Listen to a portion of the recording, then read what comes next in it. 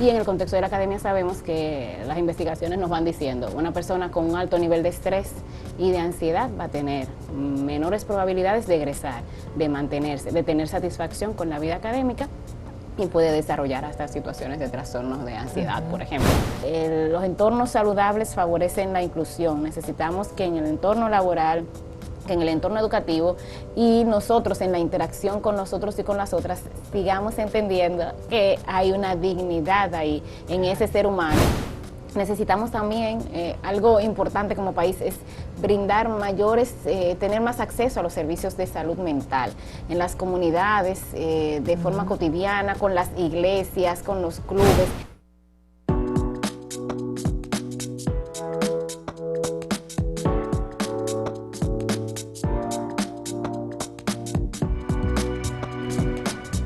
Saludos amigas, amigos, ustedes sintonizan Acento TV y este es su programa A Partir de Ahora.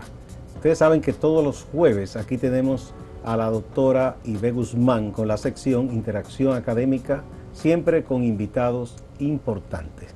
Bienvenida, profe. Gracias, Gustavo, por permitirnos este espacio donde ventilamos la academia. Hoy tenemos a la doctora Betty Reyes, una amiga, colega, investigadora de Ella ya ha estado por aquí más o menos. Sí, ella es en medio de la casa. Me siento muy acogida, así es. Gracias. De la Universidad Autónoma de Santo Domingo, de la Facultad de Humanidades, y hoy viene, ella puede hablarnos de muchas cosas, pero recientemente en el Congreso de Investigación Científica del Ministerio de Educación Superior, Ciencia y Tecnología, Betty tuvo una de las conferencias magistrales del evento y su tema principal, de ese tema ella nos va a hablar hoy. Y me gustaría que ella misma sea la que lo introduzca. Betty, adelante, bienvenida. Doctora. Muchas gracias por la oportunidad. Estos escenarios nos permiten pues estar en contacto con toda la población y poder ir orientando procesos, ¿no? Nosotros estuvimos dialogando sobre la salud mental en el contexto de la universidad, valorando esos elementos que favorecen el éxito académico de los estudiantes y que permiten pues un bienestar a los docentes para realizar su labor.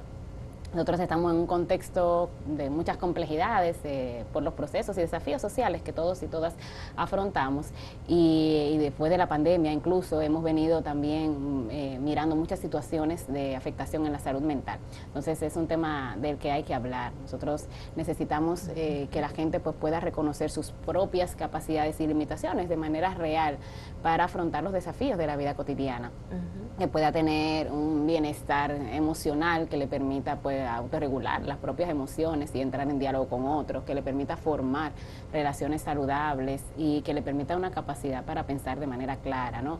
Y eso en la academia es importante en la vida cotidiana.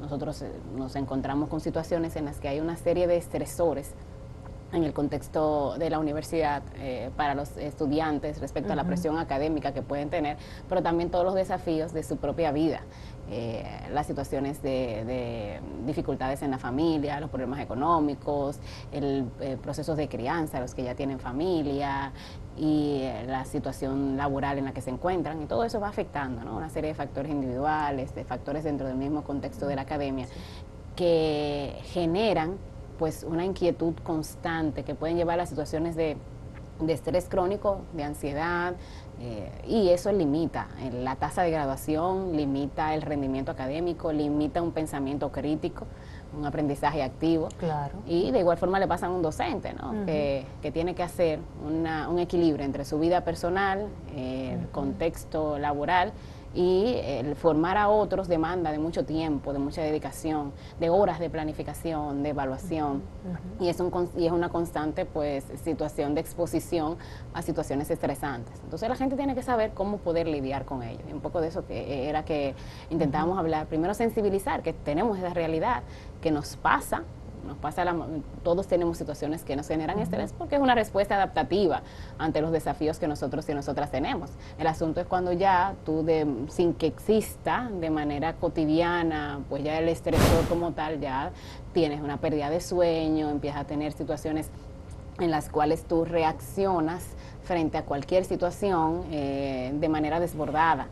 y más toda la afectación que va teniendo eso en tu salud. Entonces hay personas que llegan a una situación de aislamiento que empiezan a tener situaciones de violencia hacia ellos y hacia los demás. Entonces son temas que son importantes valorarlos, y en el contexto de la academia sabemos que las investigaciones nos van diciendo una persona con un alto nivel de estrés y de ansiedad va a tener menores probabilidades de egresar, de mantenerse, de tener satisfacción con la vida académica, y puede desarrollar hasta situaciones de trastornos de ansiedad, por ejemplo.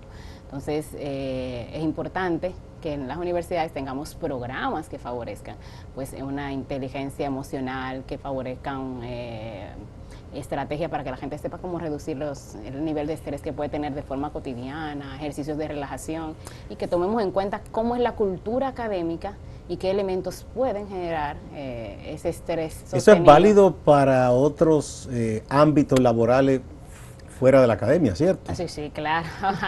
Todos los escenarios donde hay personas, tenemos que nosotros mirar cuáles estresores pueden tenerse en la vida cotidiana que pueden generar situaciones de afectación en su salud. Bueno, hubo un caso hace unos meses espantoso de una chica que fue muerta, asesinada, en la fábrica donde ella hacía un turno nocturno, y ya después se supo que ella había sido víctima de acoso de compañeros de trabajo. Una empresa grande, donde interactúa mucha gente, unos ambientes a veces que no son los más sanos, digamos. Y le hago esto porque sé de amigos médicos que tienen la especialidad de medicina ocupacional, que tratan muchos factores teniendo que ver con un buen ambiente de trabajo. Muchas veces ellos se enfocan más de si el lugar está bien aireado, iluminado, la temperatura adecuada, hasta el tipo de silla, ¿verdad?, que se usa, incluso hasta el calzado, todo eso se mira. Claro, porque la seguridad laboral bien, es pero importante. en la parte ya de la salud mental, ¿verdad?, ¿qué tanto se toma en cuenta en grandes empresas nuestras? Mira, hay programas de salud mental en algunas empresas. Sin embargo, qué buena noticia. sin embargo, necesitamos que sea una cuestión que no solo dependa de la filosofía institucional, ahí con el diálogo que hay que hacer. Que no sea porque la empresa lo decida nada más. Sino hay que en ese diálogo, en el sector productivo, en ese diálogo con el Ministerio de Trabajo, hay que seguir orientando que para tú tener a gente que produzca, para tener una persona que piense con claridad en lo que y que cumpla con su misión, necesita entornos que favorezcan un bienestar emocional. La gente está a veces con mucha presión por el trabajo con horas extras, por la forma en que se dirigen los supervisores hacia ellos, no hay esa relación horizontal, cuesta, ¿no? Hay situaciones de violencia entre compañeros y violencia también en función de los puestos y los niveles jerárquicos. Entonces, eso más las situaciones con las que la persona transita, incluso dependiendo de la etapa de la vida que se encuentra, porque hay exigencias dependiendo del momento en que tú te encuentras de tu desarrollo, y si tú eres joven, tienes muchas demandas fuera del mismo contexto laboral, y entonces eso en conjunto, en diálogo con lo que tú estás viviendo en tu vida cotidiana, en el entorno laboral, te afecta mucho. Entonces hay que saber en qué momentos, qué cuestiones puedes exigir. Por ejemplo, situaciones muy concretas. Hay personas que necesitan ir a hacerse algún tipo de estudio médico y se le limita el permiso, se le limita el espacio para hacerlo. Entonces, ya con la situación de enfermedad que puedes tener, con la carga laboral y la presión donde tú no sientes que tienes y encuentras el apoyo porque hay políticas muy cerradas, muy estrictas, pues te generan un estrés que limitan también tu bienestar y tu satisfacción con el entorno laboral, o que no puedes ir al colegio de los niños, que tienes algún tipo de actividad, o que encuentras mucho tiempo en una misma institución y no ves espacios para tú poder crecer en ese escenario en el que te encuentras, o que se limitan los momentos para tú poder descansar dentro de una jornada y una cosa que parece simple y que todavía hay gente que no lo ha entendido. Hay muchas personas que entienden que ser jefe o gerente es hacerse sentir como jefe y dar boche y hablar mal. Porque yo, para pedirle algo a un empleado que lo haga, yo no tengo que insultarlo, ni hablarle de forma imperativa todo el tiempo. Entonces, pero hay gente que tiene ese criterio, porque dice que si no, no te respetan. Así es, porque no saben vivir la autoridad desde justamente el modelar con tu ejemplo lo que se espera en ese entorno. Entonces no tienen un liderazgo que que conecte con la gente. Y como no tienen ese liderazgo y se preocupan poco por desarrollarlo, empiezan a utilizar técnicas de comunicación que no favorecen un entorno cordial con los y las demás. Entonces son cuestiones de las que hay que trabajar con las personas que tienen algún nivel de autoridad en la empresa, porque en muchas ocasiones generan un escenario y un clima que entorpece los mismos procesos. Empiezas a mirar que hay mucha gente que hace las cosas cuando ellos están enfrente, porque los condicionan, pero luego cuando no están, no tienen ese nivel no de están motivados para nada. No lo están, de hecho, más bien están asustados y con miedo. E incluso te encuentras en entornos así donde hay mucha rotación. Bien, a nivel laboral. Muchas gracias por estas primeras explicaciones. Vamos a una pausa y volvemos.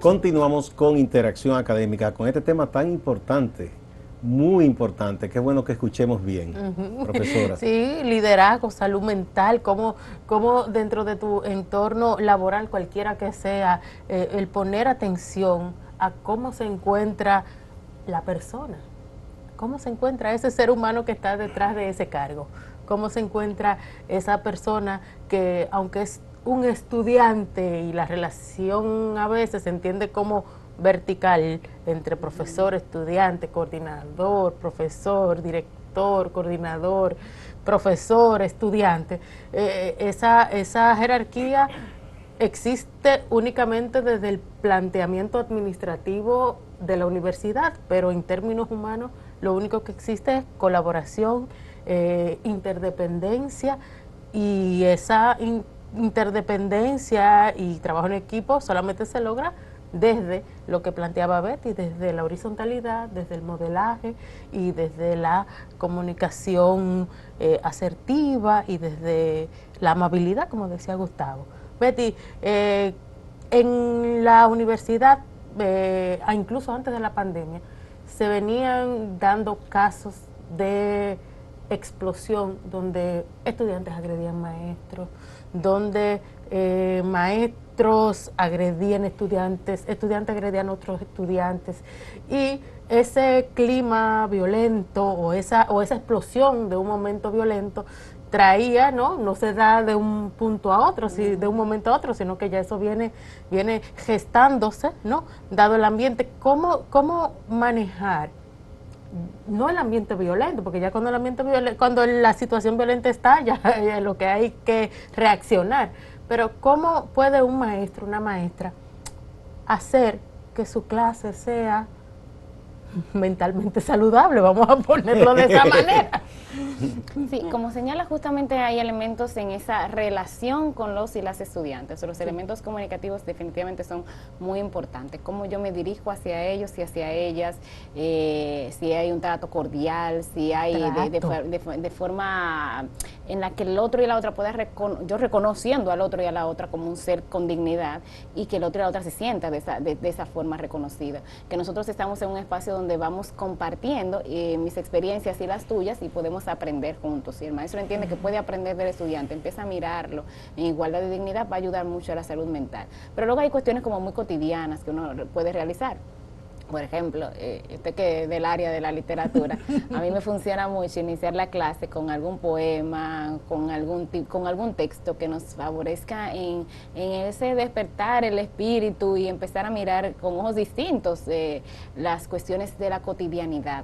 A mí también me resulta mucho y algo de lo que señala la literatura, el reconocer a cada quien por su nombre. Eso puede costarle cuando tenemos muchas secciones, pero a mí me gusta llamarlos por su nombre, ya sea que se lo coloquen desde el inicio, empezar a que ellos tengan, y esos son unos momentitos, unos primeros minutos en la clase, que se conozcan entre ellas, que tengan entre ellos, que tengan ese espacio de compartir, que sepamos quién está ahí.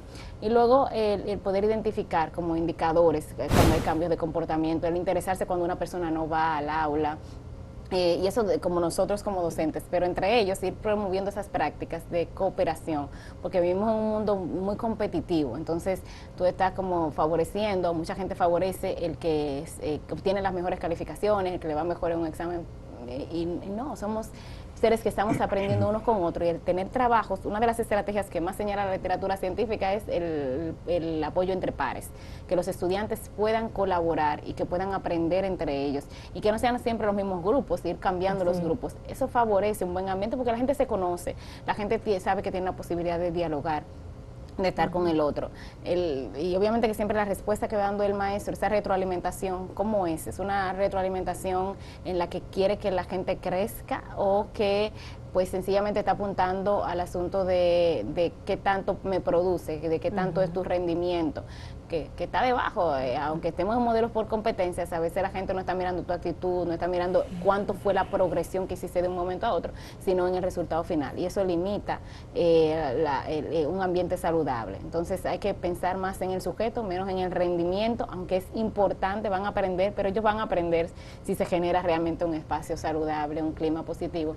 El asunto de tener apoyo entre ellos, unas estrategias de comunicación donde se evite cualquier situación y signo de violencia, y eso no quiere decir que no sea asertiva, es asertiva, pero sin nosotros menospreciar a alguien, sin generar violencia verbal, evitando y reconociendo nosotros mismos los estereotipos y prejuicios que tenemos.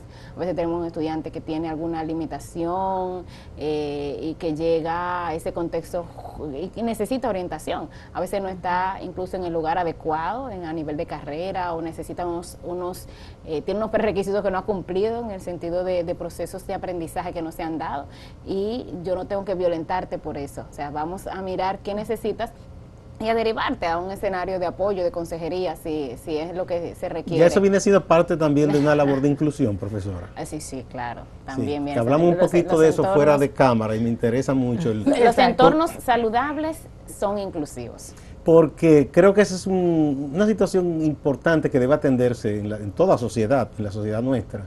No solo a las personas que tienen ciertas condiciones físico-motoras, sino de otro tipo. Hay una persona, por ejemplo, con un déficit de atención, pero no quiere decir que sea bruto, sino que tiene otro nivel, otra velocidad para captar, para hacer las cosas. Y muchas veces, si se desconoce eso, se le maltrata a esa persona. No solo en el entorno de la escuela o de la universidad, sino en los entornos de trabajo también. Sí, y la inclusión tiene que ver con que todos tenemos derechos, ¿no? Y que hay que respetarlo en los distintos escenarios donde estamos. Y es verdad que está las situaciones neurofisiológicas, que una discapacidad motora, sensorial, algún déficit de atención, pero también cuando hay unas limitaciones en el contexto sociocultural.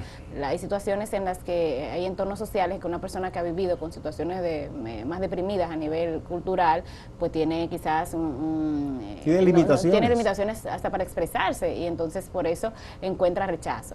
Y los entornos saludables favorecen la inclusión. Necesitamos que en el entorno laboral, que en el entorno educativo, y nosotros en la interacción con nosotros y con las otras, sigamos entendiendo que hay una dignidad ahí en ese ser humano, y que tiene, aún con los apoyos que puedan requerirse, derecho a la participación social, al entorno laboral. Hay gente que les cuesta, hay empresas que tienen políticas claras para reclutar personas que pueden tener alguna discapacidad o alguna condición específica que necesite algún apoyo, y tienen programas donde esas personas tienen las posibilidades de acceder, pero nos encontramos mucha gente desempleada y con situaciones de discapacidad que no han encontrado. Y que tienen capacidad para trabajar. Claro. Yo me alegré, he visto, por ejemplo, voy a decirlo sin que hay que mencionar las cosas buenas.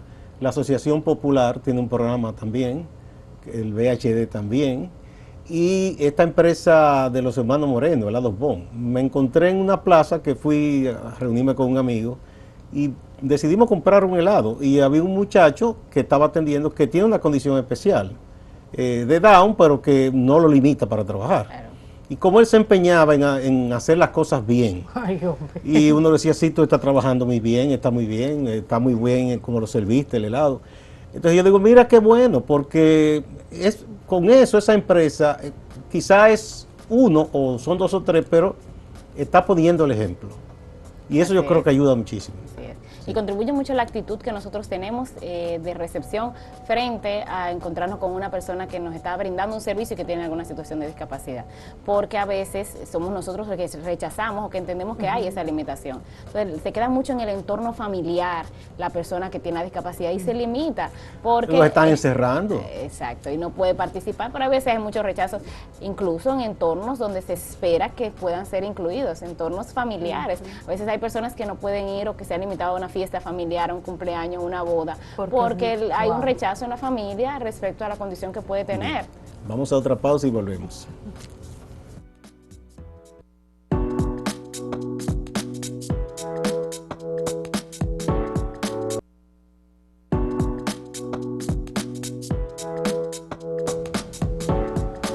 Interacción académica. Profe. Betty, ¿qué tú has visto por tu experiencia trabajando con inclusión, salud mental, de campo, siempre yendo a los escenarios donde se están manifestando donde se manifiestan estas realidades?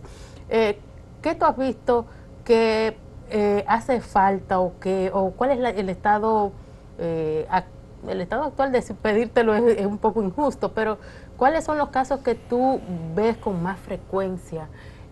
¿Cuáles son las acciones que tú dices, mira, con poquito eso se remediaría en un porcentaje bastante significativo? ¿Cuáles son, como ahora mismo, los principales retos de la salud mental en el aula y fuera de ella? Porque todas las épocas son retadoras, pero yo creo que esta es un poquito más retadora que la que hemos estado viviendo en décadas anteriores. Sí, yo creo que en este momento, como señalas, frente a los desafíos que tenemos en la vida cotidiana, la gente necesita especializarse aún más para los entornos laborales, hay mucha presión. Ajá. Y hay un entorno de verdad muy competitivo. Necesitamos hacer que en los distintos escenarios la gente pueda cooperar más. Hay que ir cambiando esa mirada, porque es que nosotros estamos en un escenario global que nos demanda y como país queremos estar en determinada posición, y eso va generando una presión en los distintos niveles. Entonces hay que tener más prácticas intergeneracionales donde podamos asistir unos y otros y favorecer una mayor cooperación.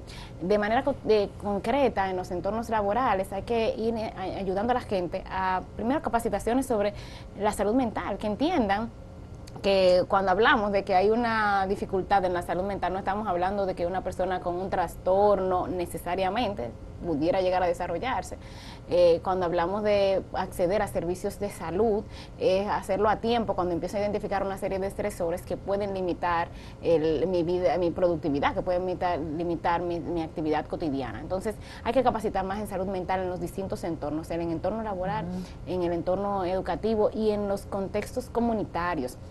Necesitamos también, algo importante como país es brindar tener más acceso a los servicios de salud mental en las comunidades, de forma cotidiana, con las iglesias, con los clubes, tener acceso a poder dialogar con un psicólogo, con un especialista, cuando es requerido de forma oportuna, y que la gente empiece, y nosotros con campañas podemos hacerlo, que la gente empiece a identificar dónde están los estresores y cuándo estoy ya de manera temprana teniendo una serie de indicadores que mi cuerpo me los dice, mira, no estoy durmiendo bien, mira, reacciono de forma violenta o reacciono sobrevalorando la situación, o empecé a dejar de sentir satisfacción por lo que generalmente me genera placer en la vida cotidiana, me siento triste. Entonces, ¿dónde puedo de manera oportuna buscar la ayuda? A veces la gente se encuentra con limitación entonces en acceder a ese servicio, porque a veces como están saturados estos servicios, la gente tiene plazos muy largos para las citas, y eso es algo que tenemos que como país valorarlo, capacitar a la gente en los distintos escenarios, acceder, brindar el servicio, seguir ayudando a que exista menos estigma sobre la salud mental y que la gente lo entienda como parte cotidiana y como parte de su salud de manera integral, porque esto te lleva a situaciones de hipertensión, te lleva a diabetes, te lleva a muchísimas condiciones crónicas que la gente a nivel físico pues lo entiende, pero cuando hablamos de que estoy estresada y que eso me puede... Eso no es. La gente pues no, y situaciones estomacales del sistema respiratorio y todo vinculado por situaciones de estrés y de ansiedad. Entonces la gente necesita más capacitación, más acceso. Y con respecto a la inclusión, realmente tener entornos más inclusivos, nosotros mismos con una actitud de apertura frente al otro y a la otra, y pensar en todos cuando estamos haciendo, por ejemplo, las construcciones, los espacios a nivel arquitectónico que tengan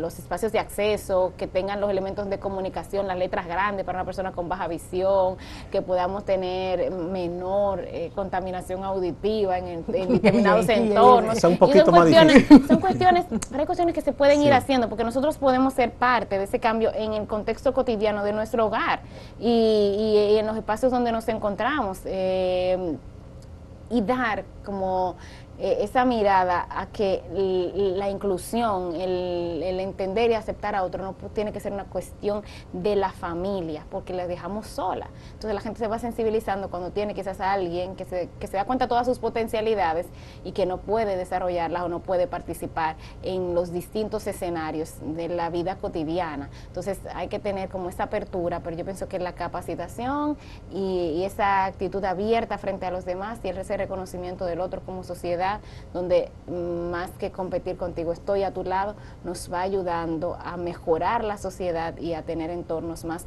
saludables donde podemos compartir. Importante eso que te dice, más que competir contigo, estoy a tu lado. Porque eso de la competencia a veces es enfermizo en mucha gente.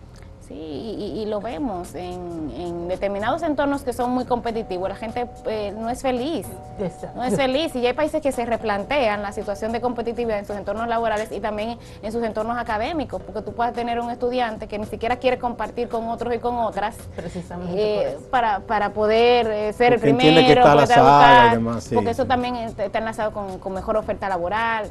Pero la gente no es feliz salvaje. Y entonces empieza a tener tasas más altas de suicidio. Y nosotros no queremos eso. No. Bueno, muchísimas gracias, doctora Betty. Muchas gracias, y ve, siempre interesante el contenido de esta sección. Betty es una estrella.